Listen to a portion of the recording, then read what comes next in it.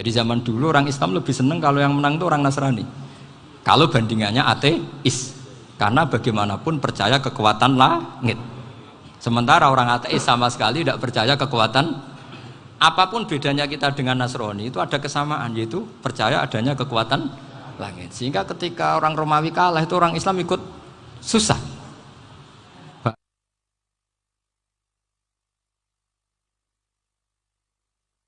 Nangis seneng. Misalnya saya baca tadi, Miftahul Jannah la ilaha illallah, luang kunci kok dikasihkan. Kita ini masuk neraka gak pantas, enggak bawa kuncinya kok masuk gitu. Harusnya kita ini masuk surga, kita kan pegang kunci surga, gak pegang kunci neraka. Maka aneh kalau kamu masuk neraka itu aneh. Coba kita pegang kunci surga apa kunci neraka? Tapi kadang teman saya suruh neraka ora ono kunci ini. Karena tidak ada pintunya. Terus saya bilang, kamu kok tahu? Memangnya mau ke sana kata saya. Saya tidak punya rencana tahu neraka. Karena nanti di antara syafaatnya Quran itu orang kalau mau masuk neraka tidak jadi, ya nggak apa-apa ya diatur sendiri. Jadi di antara syafaatnya Quran itu orang nggak jadi masuk neraka. Jadi syafaat itu ada dua, dari neraka diangkat ke surga dan itu bisa lama itu. Tapi kalau syafaatnya Quran itu yang belum masuk neraka supaya nggak jadi masuk neraka. Karena neraka juga punya aturan, dia juga kena aturan fikih. Jadi, betul ini, saya ada guyon. Jadi kena konstitusi apa? Fikih. Sama tak ceritani syafaatnya Quran itu. Ada orang itu beling itu fasik. Itu dihafal surat Tabarok. Hafal betul. Tabarakalladzi biyadihil mulku wa huwa ala kulli syai'in qadir alladzi khalaqal mauta wal hayata.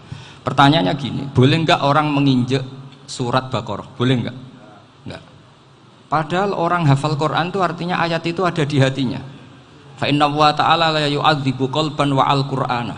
Allah tidak akan menyiksa hati yang menyimpan Quran, yang jadi flash disknya Quran, yang jadi rekaman Quran. Singkat cerita orang ini hafal. Pas ketemu Mungkar Nakir prosedur kan, ini orang fasik mau diantemin sama Mungkar Nakir. Prosedur ya, dia kan prosedur standar.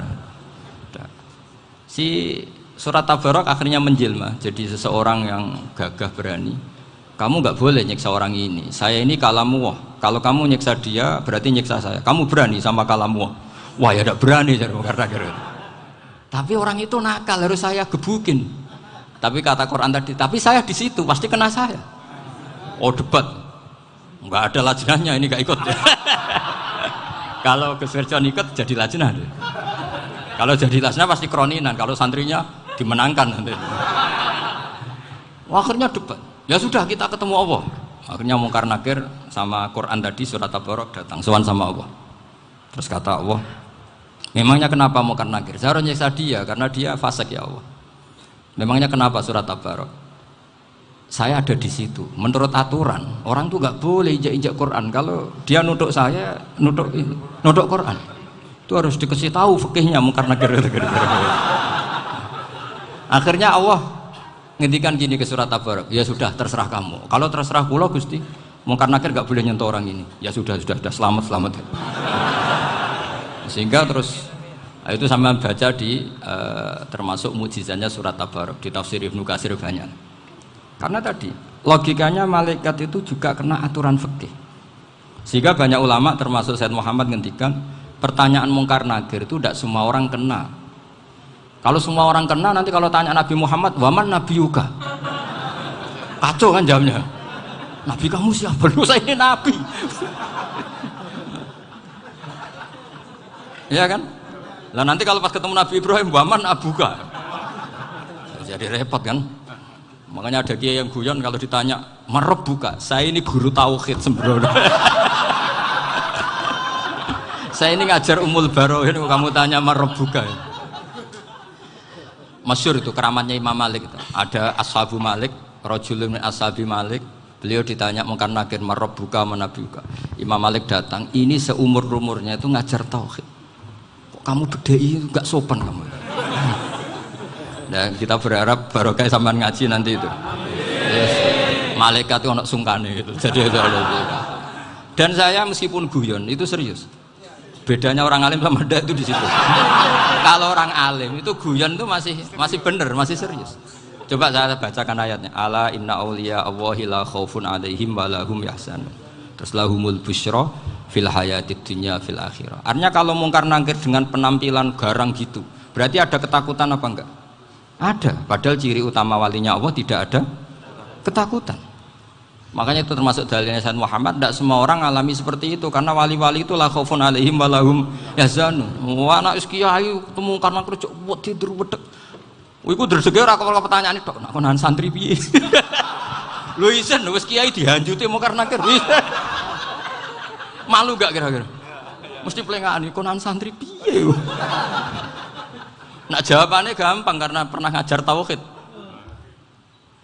Makanya Sayyidina Ali ini cerita ini ada di kitab Nurul Dholam. Sama lihat di kitab Nurul Dholam karangannya Syekh Nawawi Banten. Itu Sayyidina Ali itu ya, andai kan orang biasa mungkin ya agak-agak hasut, tapi ini wali gak boleh kamu katakan hasut. Dia itu mangkal sama Umar. Orang kok setiap orang pernah dibentak. Apa dia berani bentak mungkar nakir? Penasaran dia. Bagaimana kerengnya Umar itu berlanjut enggak gitu kira-kira. Akhirnya minta, ya Allah saya minta kasyaf. Ya karena yang minta Sayyidina Ali karena mau wajah dituruti sama kasyaf. Dilihat Sayyidina Umar pas meninggal itu. Jadi hasud itu ya kadang penting asal baik. Loh betul bahasa Kanjeng Nabi kadang la hasada illa fisnaten. Itu Nabi membahasakan ya hasad. Gus Verson saja yang nafsirkan ghobtoh itu kan gaya-gayanan sebagai ulama. Aslinya Nabi ngendikannya itu la hasada illa fisnaten. Ulama yang ganti itu namanya ghobtoh. Wong Nabi sendiri nyebut hasad kok kamu tafsiri ghobtoh. Ya hasad ya hasad. Udah enggak usah ditawil-tawil pokoknya gitu. Kalau sampean nggak percaya nggak apa-apa. Kok gitu aja kok repot. Karena sampean nggak percaya kemungkinannya dua. Satu nggak ngerti. Dua sama-sama alim kan dari awal kalau sama-sama alim kan laisali alimin ayuqallida aliman akhor. Kita nggak perlu saling mengikuti. Ngapain hasud? Biasa aja. Akhirnya Sayyidina Ali kasut. Pas Umar bangun, setelah mati kan bangun, setelah meninggal bangun. Mungkar nakir datang dengan perang yang sangat garang. Itu digambarkan Sayyidina Ali matanya itu kal kidril ghali. Kayak apa? Kendil yang apa? Menganga. Wah seru. Sayyidina Ali senang, paling takut ini Umar. Senangnya bukan main, wah ini mesti takut Umar. Biasa. Ternyata enggak, Umar malah bangkit. Woi, mungkar nakir dia. Kamu tahu menghadapi siapa? Itu betul. Kamu itu menghadapi temannya ahabbal khalqi ilallah. Yang diandalkan temannya bukan dia.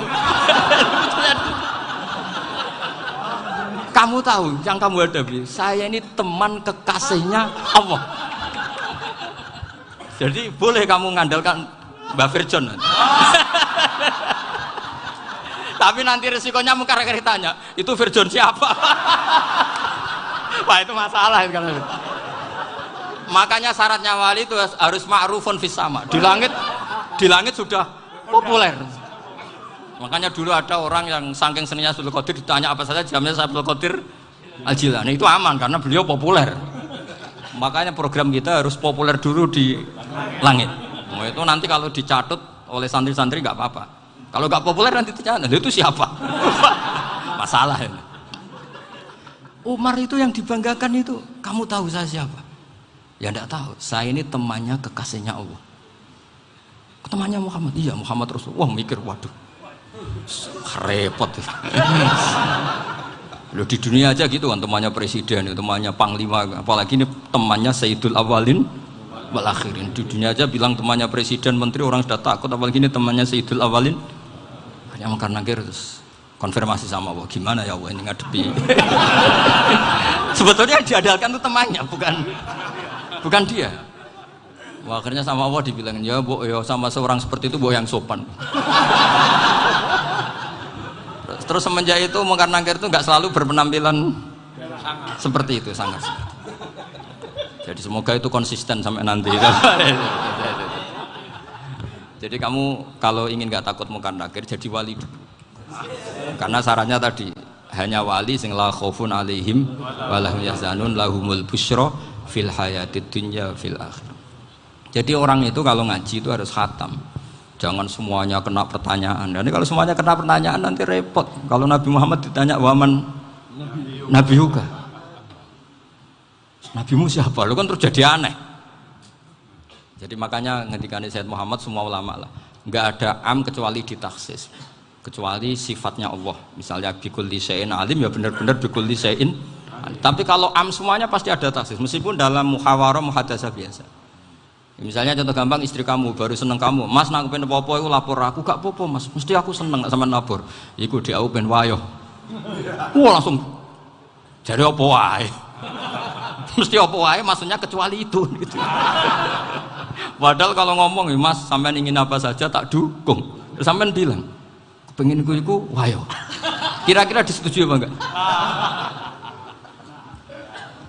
Sama seperti kita kalau punya teman akrab, wes nang omahku gak apa-apa, anggap ya omahmu dewe. Terus mlebu-mlebu kamar. Jadi tidak ada am kecuali ditaksis. Artinya kalau ada cerita bahwa orang mati pasti ngalami ditanya mungkar nangkir, itu pasti ada am yang ditaksis. Itu pasti tidak dialami para anbiya, para auliya. Karena ciri utama wali itu la khaufun alaihim walahum yahzanun. Kemudian saya yang mau cerita ya supaya sampean bisa menghadapi dunia global ini, tak bawa tafsir Munir termasuk tadi. Kenapa orang Islam Rasulullah SAW itu lebih senang kalau yang menang itu orang Nasrani Romawi ketimbang yang menang itu orang Faris, dalam hal ini ateis. Karena orang ateis itu lebih ngeri. Sebetulnya beberapa penemuan sains terutama di ilmu medis itu orang Amerika, kayak cloning. Tapi orang Amerika itu masih dilarang oleh gereja untuk mengaplikasi, karena nanti bayi cloning itu dipakai suku cadang. Di Amerika masih ditentang oleh fatwa-fatwa agama baik Islam maupun Kristen. Tapi di Cina itu dipraktekkan karena nggak ada halangan agama. Di Cina itu biasa ada kondom diolah lagi jadi alat-alat aksesoris. Di Amerika tidak ada karena masih ada agama, masih ada larangan. Sehingga orang Islam itu lebih takut kalau yang menang itu Persia, karena terus cara berpikir ternyata Tuhan itu tidak ada, langit nggak ada perannya. Jadi ketika yang menang Nasrani masih berpikir itu pertolongan Tuhan, meskipun mungkin cara mengatakan Tuhan beda dengan kita. Tapi ada satu kesamaan bahwa kekuatan samawi itu ada. Nah, itu disebut hulibatir rum fi adnal ardi wa hum min ba'di ghalabihim sahlibun. Di sini diterangkan oleh Syekh Nawawi supaya kamu tidak salah paham. Sebetulnya kamu katakan misalnya wah itu paham liberal, sebenarnya saya tidak tersiksa. Cuma takut yang mengatakan seperti itu cek goblokir atau ngaji gitu. Itu aja masalah saya. Ini saya baca ini karangannya Syekh Nawawi karena tadi kata Mbak Firjon ngaji itu harus sama orang yang bersanad. Saya ini kalah sama beliau itu berkali-kali. Secara nasab saya harus manggil Mbah. Secara silsilah ilmu saya juga kalah lagi. Saya sering disewani sama cucu-cucu Syekhona Khalil.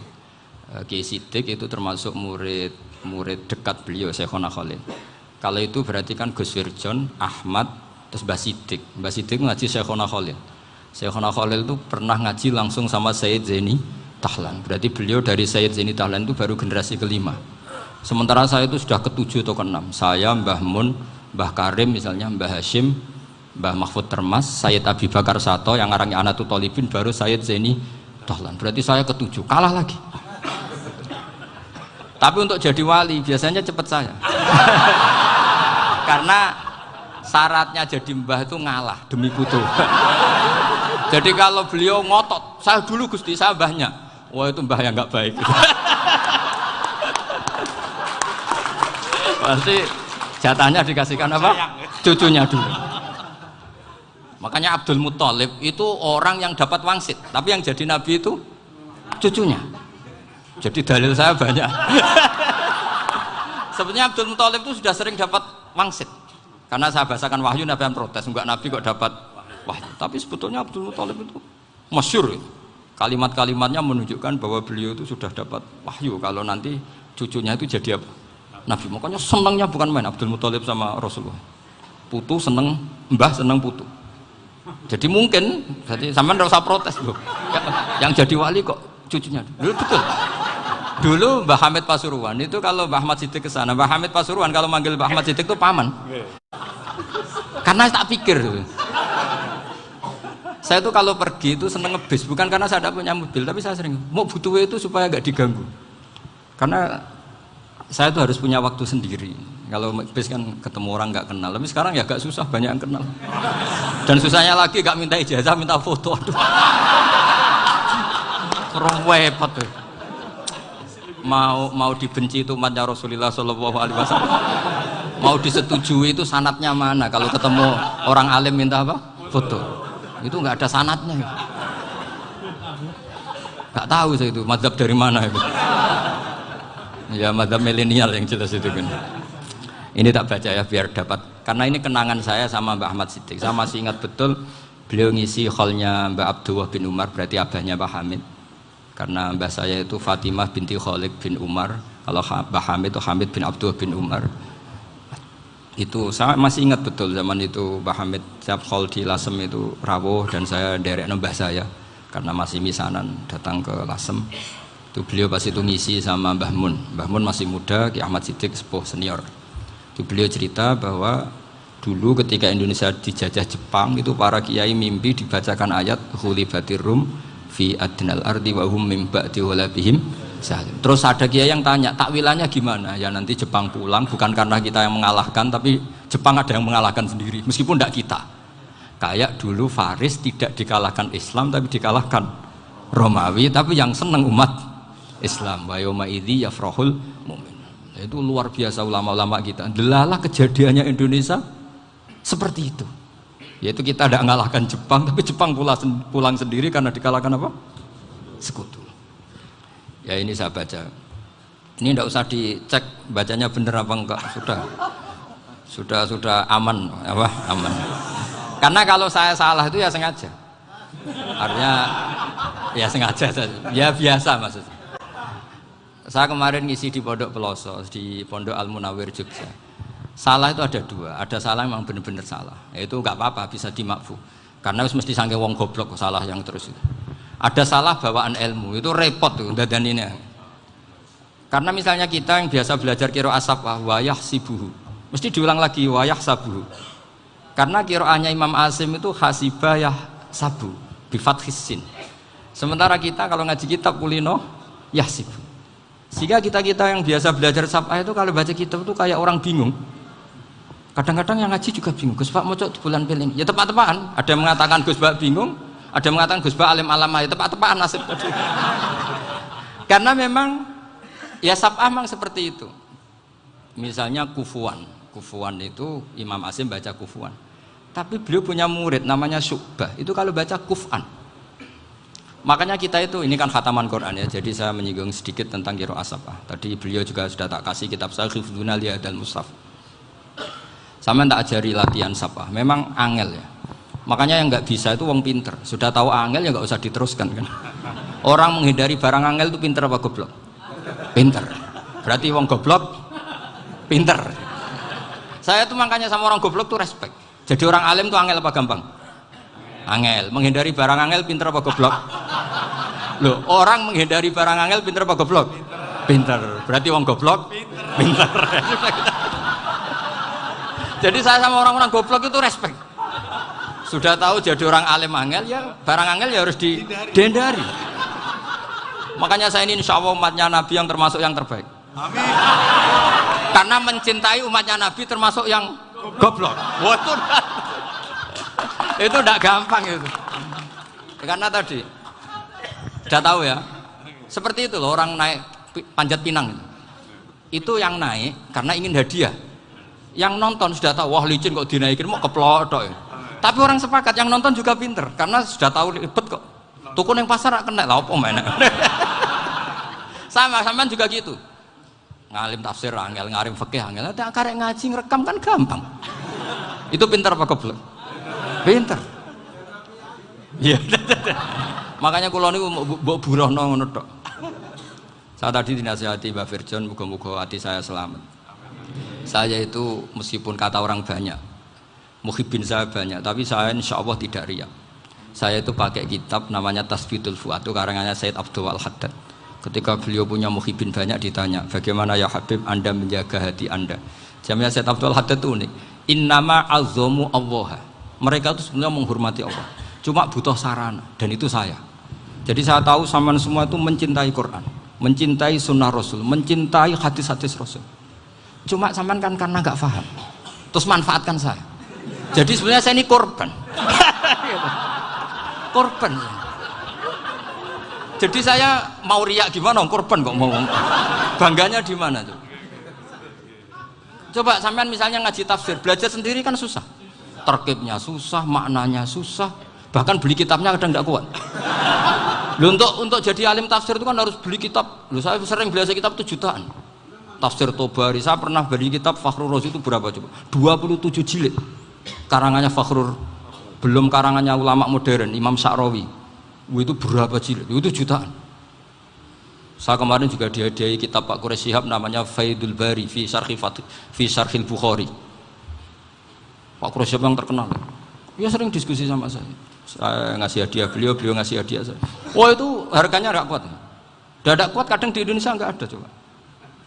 Dan sama orang hebat menghindari kesulitan itu. Nah, kesulitan itu, sebab ngaji ikut, kalau nggak paham dirukok rekamannya sudah gitu. Pinter mana sampean sama saya? Pinter sampean kan? Bikin sosis susah, beli aja kok repot kan? Nah, makanya nggak boleh orang bilang, wah aku goblok reso tafsir, aku wong pinter. Makanya nanti kalau saya ketemu Nabi tidak termasuk orang yang mentahkir orang Islam. Kafa bil mari isman ayah kira akhahul muslim. Jadi cukup orang itu dosa kalau menyepelekan orang Islam, termasuk darani sampean goblok itu dosa. Caranya nggak darani goblok ya tadi di logika tadi.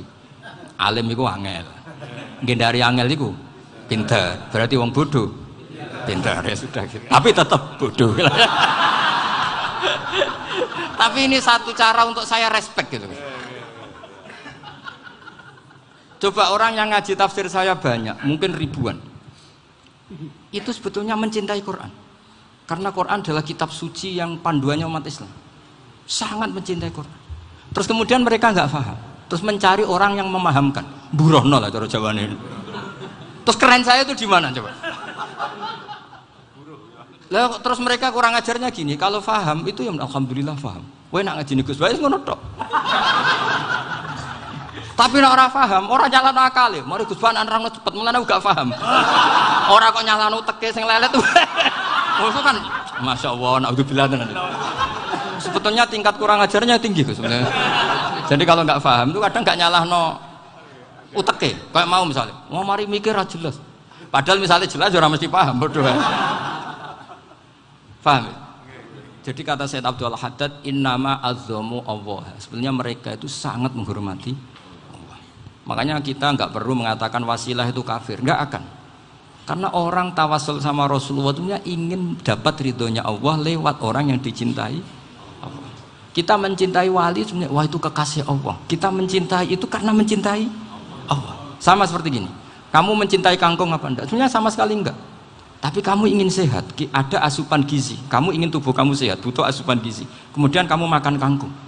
Apa terus kamu cinta kangkung? Kan enggak. Cinta kesehatan kamu sama. Orang yang mencintai saya sebenarnya ingin kepuasan rohani. Saya kan termasuk kiai yang torekonya gampang. Ini swarga, kan akhirnya penggemarnya banyak. Coba kalau kamu ini neraka. Jadi sebetulnya Anda mencintai kepuasan Anda sendiri. Nah, saya ini korban. Makanya untuk masuk surga cepat saya, korban itu cepat. Da'watul mazlum la turaddu kan gitu.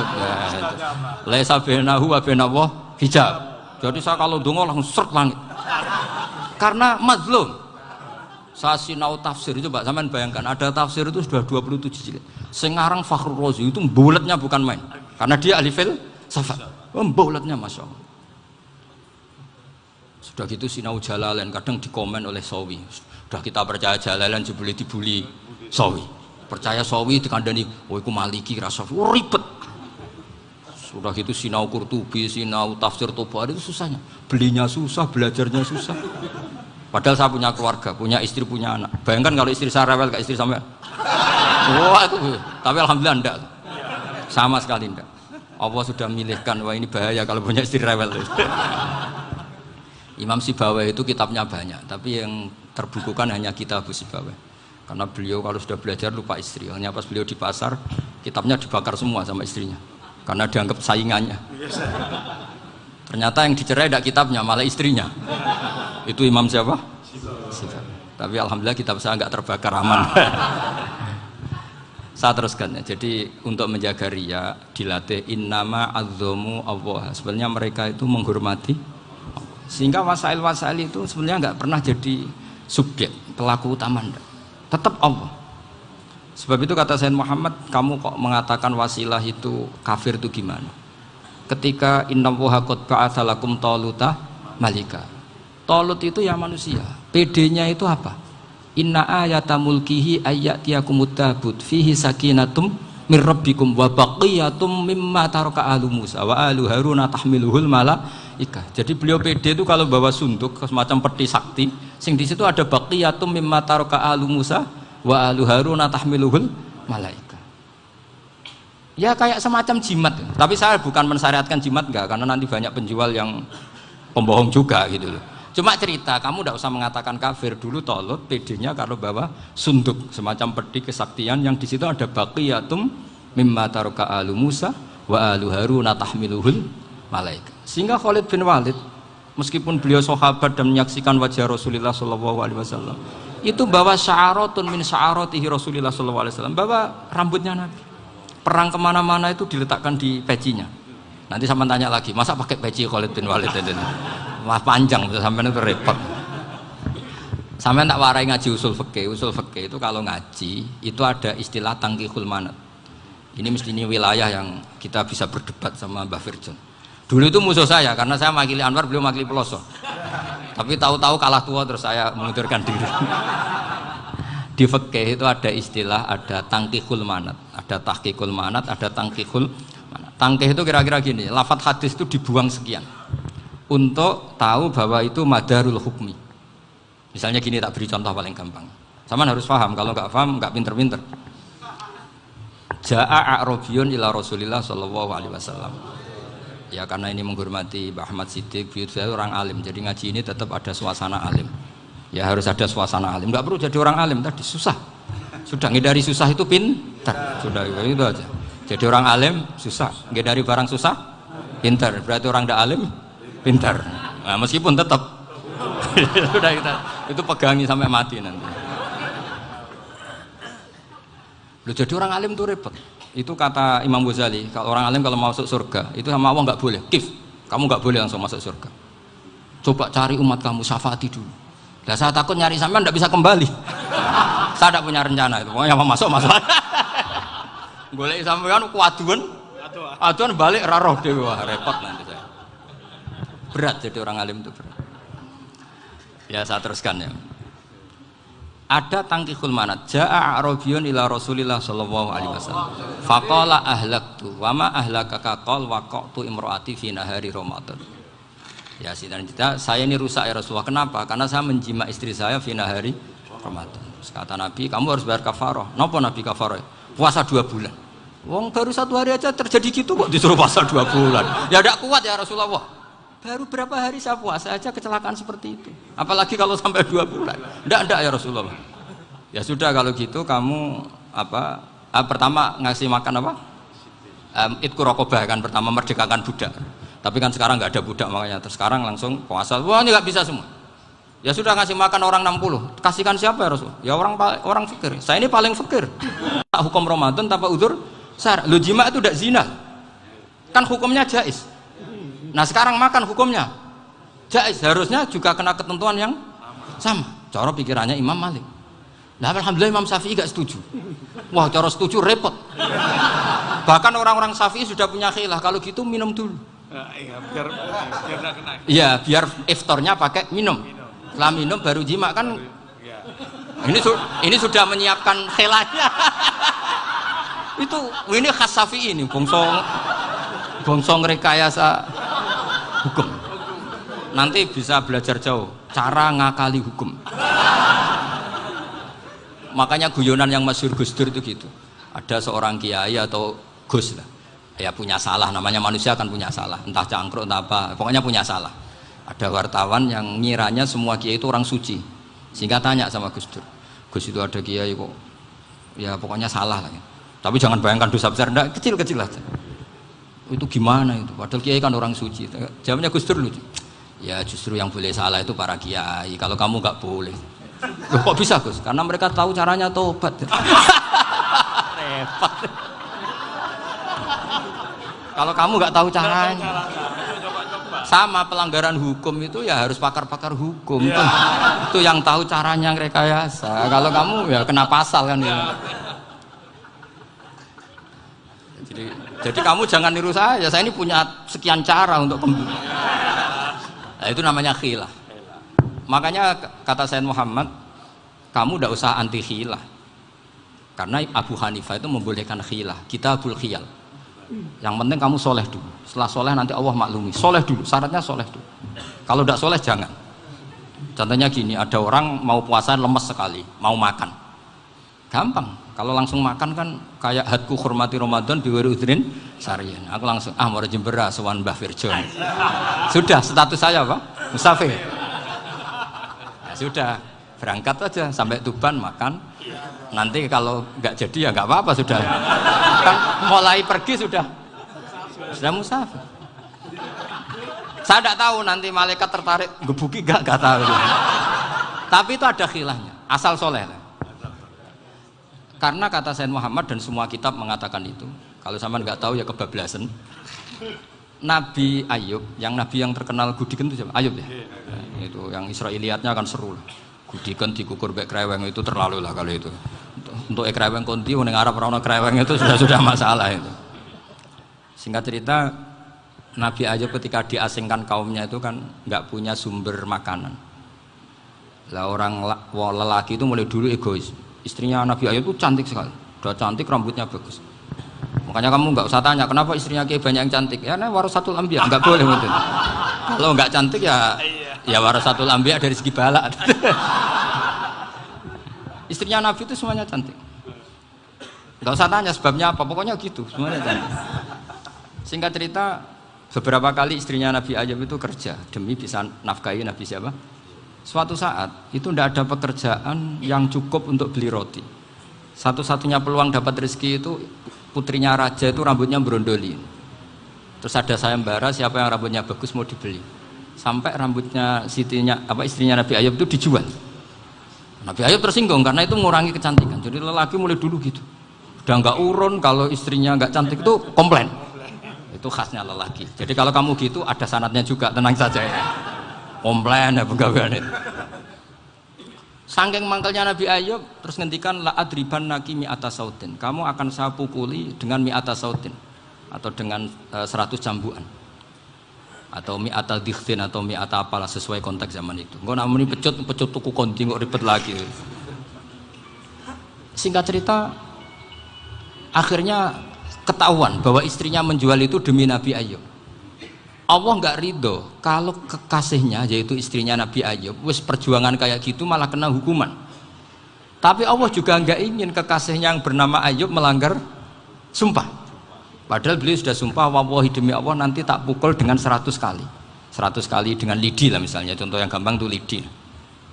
Akhirnya sama Allah dikasih satu solusi. Wa khud biyadika dikhtan fadrib bihi wala tahnas. Ya sudah, lidi itu ikat jumlahnya 100. Terus pukul sekali saja, anggap saja sudah 100. Iku pangeran sing wari ngakali ngono iku pangeran. Tapi syaratnya soleh, syaratnya soleh. Jadi kalau kamu anti khilaf berarti anti ajarannya Allah di ayat itu. Wa khud biyadika dikhtan fadrib bihi wala tahnas. Itu dulu ada, ini cerita di Ithaf. Ini cerita terakhir, ini sudah, sama jangan nama sudah. Terus pengumuman tadi yang nggak pernah sepuh ngutang saya itu haram tadi. Karena tadi saya punya kewajiban di rumah yang bisa menggugurkan ya kewajiban yang lebih besar. Lebih besar itu ya tadi bisa pernah guru, pernah sepuh. Yang jelas nggak umur. Umur sampean menang kabeh itu. Tua-tua serepot itu. Ada raja itu ganteng kaya, senengannya nikah perawan cantik. Itu semua kampung mesti kenal. Mungkin digilir atau gimana pokoknya. Suatu saat ada pemuda suka sama perempuan yang di kampungnya, cantik sekali. Kemudian pemuda ini ternyata pekerja di kerajaan itu. Tiap hari ditanya, "Oh, itu yang di kamu yang cantik siapa? Mau saya nikahin gini." Wah, bahaya ini, saingannya raja. Jadi yang dibidik pemuda tadi itu saingannya si raja ini. Orang yang namanya raja kan gengsinya tinggi. Kaifa tankihuha wa qad ra'aitu qad qabbalaha rajulun. Kok mbok nikah piye? Saya tuh pernah melihat dicium lelaki. Wah, gak mau. Gak gelem, kadung ditambung lan wa qad qabbalaha rajulun. Saya pernah melihat sendiri qabbalaha rajulun, dicium oleh lelaki. Wah, sudah gak minat raja, langsung gak keren. Suatu saat pemuda tadi nikahi perempuan itu. Rajanya marah-marah, "Kamu lelaki gak punya harga diri gini. Gak punya selera, gak punya harga diri, sudah pernah dicium orang kok tetap dinikah." Terus bilang ke raja, "Ta'rif manir rajul, lelaki itu siapa?" Abuha. Kamu tahu lelaki itu siapa? Sopo? Abuha. Bapaknya. Saya kan hanya bilang rajulun. Pernah dicium lelaki. Lah pikirannya raja lelaki kue-kue ngene iki. Tapi butuh canom mau rojo ben gak sido itu aja tuh. Baru kayak digulirkan gitu, wakot kebalah rojulun. Wah nggak mau. Setelah itu satu saat pegawainya tadi nikahi perempuan. Kamu nggak punya harga diri gini. Kamu tahu mandir rojul apa abuha? Wah nak ngono aku gak poho-poho. Lah monggo sakniki wis bojo kula. Ora trimo wis diambung wis macam-macam. Lah itu namanya khilah. Apa? Khilah. Kalau di Balawa disebut tauriyah atau apalah. Tapi saya tidak ngajari sampean seperti itu. Sudah pinter sebelum saya ajarin. Bangsa ngakali kan sudah pinter. Ya ini terakhir tak baca Arabnya saja nanti. Bismillahirrahmanirrahim. Biar dapat barokahnya Syekh Nawawi juga barokahnya guru-guru. Bismillahirrahmanirrahim. Wasababu nuzuli hadil ayati annahu kana baina farisa war rumi qitalun wa kanal musyrikuna yawadduna antaghliba farisu ar-ruma li anna farisa kanu majusiyan ummiyin wal muslimuna yawadduna ghalabatar rum ala faris liqaunihim ahla kitabin. Jadi zaman dulu orang Islam lebih senang kalau yang menang itu orang Nasrani. Kalau bandingannya ateis. Karena bagaimanapun percaya kekuatan langit. Sementara orang ateis sama sekali tidak percaya kekuatan. Apapun bedanya kita dengan Nasrani itu ada kesamaan, yaitu percaya adanya kekuatan langit. Sehingga ketika orang Romawi kalah itu orang Islam ikut susah. Paham ya? Makanya ini tak baca biar sampean enggak macam-macam pikirannya. Fab'atha Kisra saat terusnya, ya pokoknya seperti itu. Akhirnya Rasulullah SAW berdoa lebih seneng yang menang itu Rom karena ahli kitab. Artinya apa? Kemenangan ahli kitab adalah kemenangan makhluk atau hamba Allah yang mentautkan kekuatan kita di bumi dengan kekuatan langit. Makanya saya berharap selain kita ikhtiar medis, kita harus memperbanyak istighfar. Bagaimanapun semua itu dari Allah Subhanahu wa Ta'ala. Kita menghormati negara dengan ikhtiarnya, tapi saya mohon sekali kita juga istighfar, karena semua itu juga ditentukan oleh Allah, oleh langit. Ya, saya kira demikian. Assalamualaikum warahmatullahi wabarakatuh.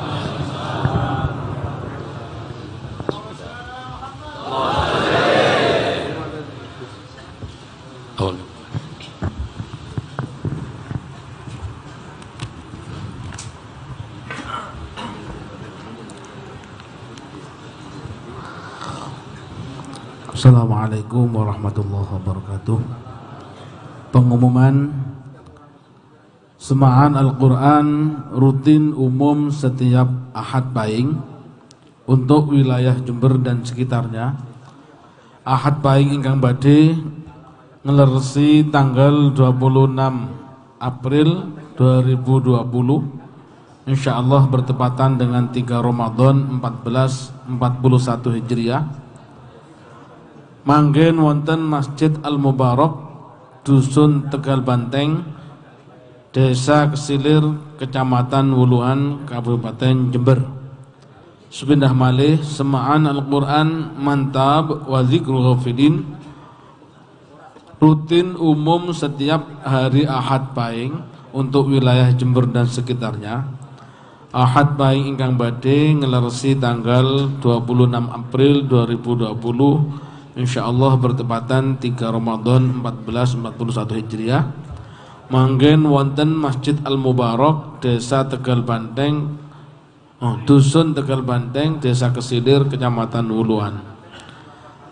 Anjar-anjar dari Balai Desa Kesilir ke selatan kurang lebih 2 km sampai Polindes Tegal Banteng ke timur lebih kurang 50 meter.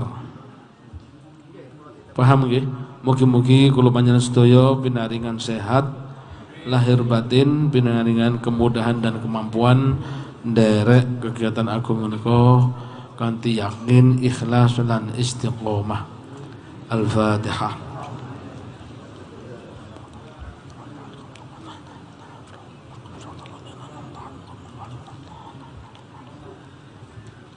Salajengipun monggo sami-sami nata manah lan pikiran sagete nyantolo manah lan pikiran derek ngamini doa khatamul Quran ingkang badhe kapimpin panjenenganipun Agus Nur Khalis Abdul Aziz.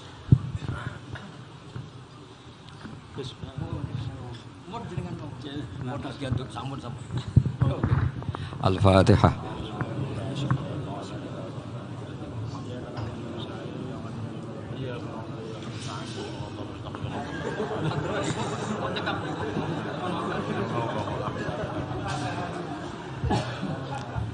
بسم الله الرحمن الرحيم الحمد لله رب العالمين حمدا يوافي نعمه ويكافي مزيده يا ربنا لك الحمد كما ينبغي لجلال وجهك وعظيم سلطانك اللهم صل على سيدنا محمد صلاة تنجينا بها من جميع المحن والإحن والأهوال والبليات وتسلمنا بها من جميع الفتن والأسقام والآفات والعاهات وتطهرنا بها من جميع العيوب والسيئات وتغفر لنا بها جميع الذنوب وتمحو بها عنا جميع الخطيئات وتقضي لنا بها جميع ما نطلبه من الحاجات وترفعنا بها عندك على الدرجات وتبلغنا بها أقصى الغايات من جميع الخيرات في الحياة بعد الممات وبارك وسلم عليه وعلى آله وأزواجه وأصحاب أزواجه وذريته وأهل بيته ومن صلى عليه عدد ما في علمك وصلاة دائمة بدوام ملكك اللهم ربنا يا ربنا تقبل منا إنك أنت السميع العليم وتب علينا يا مولانا إنك أنت التواب الرحيم واهدنا ووفقنا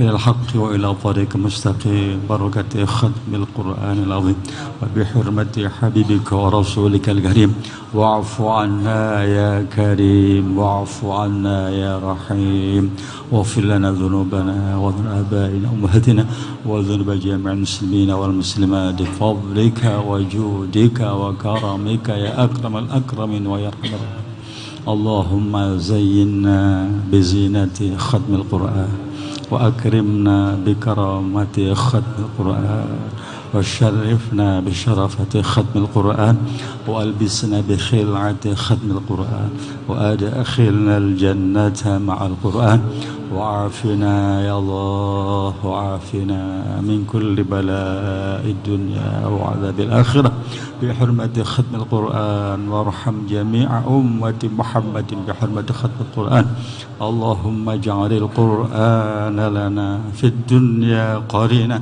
وفي القبر مونسا وفي القيامة شفيعا وعلى الصراط نورا إلى الجنة رفيقا ومن النار سترا وحجابا وإلى الخيرات كلها دليلا وإماما فضلك وجودك وكرمك يا أكرم الأكرمين يا أرحم الراحمين اللهم ارزقنا بكل حرف من القرآن حلاوة بكل كرامة بكل آية سعادة بكل سورة سلام وبكل جزء جزاء وصلى الله على سيدنا محمد وآله أجمعين اللهم ارحمنا بالقرآن اللهم ارحمنا بالقرآن واجعله لنا إماما ونورا وهدى ورحمة اللهم ذكرنا مما نسينا وعلمنا منه ما جهلنا وارزقنا تلاوته آناء الليل أطراف النهار واجعل حجة لنا اللهم انصر سلطاننا سلطان المسلمين اللهم انصر سلطاننا سلطان المسلمين وانصر علماءه ووزراءه ووكلاءه وعساكره